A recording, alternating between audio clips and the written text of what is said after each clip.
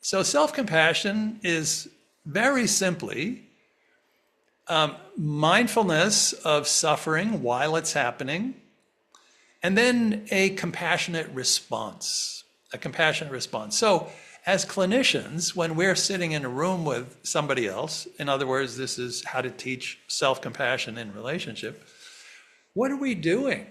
We are constantly feeling our clients. And our clients are sharing all kinds of things. You know, they're sharing their pain, they're sharing their joy, their strengths. But if we want to teach self-compassion, when we see pain in the room, when we feel the pain viscerally as something that this person is struggling with, in fact, why they're in therapy, right? They're there because this pain is lingering or it's too intense and they probably can't talk to anybody else about it. When this is in the room, our task in order to teach self-compassion is to be with that pain without flinching. In other words, not try to make it go away by teaching self-compassion.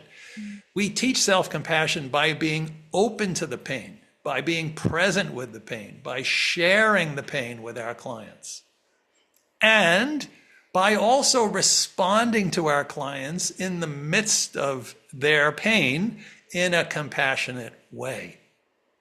And that is in conversation. We can talk about the pain, we can share that, we can even feel it in that moment. We are fully with our clients, with our words, in their pain. And then as therapists, being also with ourselves compassionately in the midst of the pain. We are with our clients compassionately in the midst of their pain.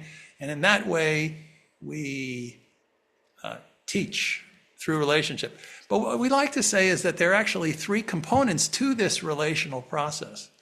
The first is radical, these are called the 3 R's. The first is radical acceptance, which means non-judgment, non-fixing. In other words, imagine that whatever the client is doing right now, this is the best they can do.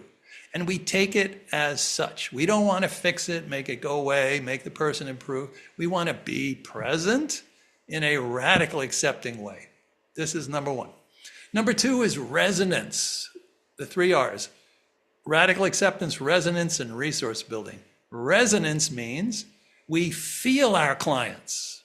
In other words, we want our clients to be able to say, as Dan Siegel says, I know that my therapist knows what I'm feeling.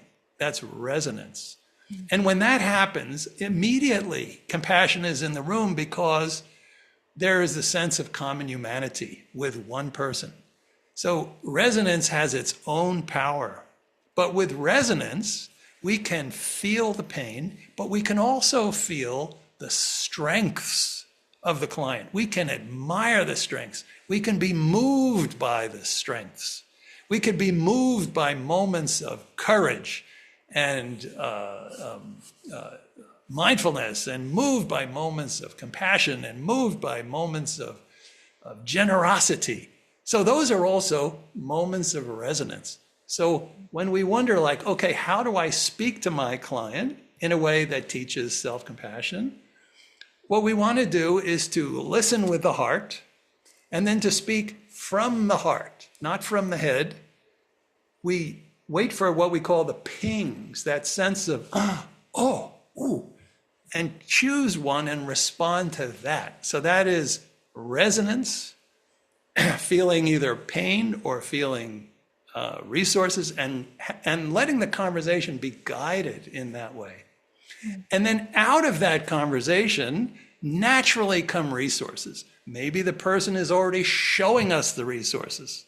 You know, maybe together we can explore, how might you like to relate to that experience differently?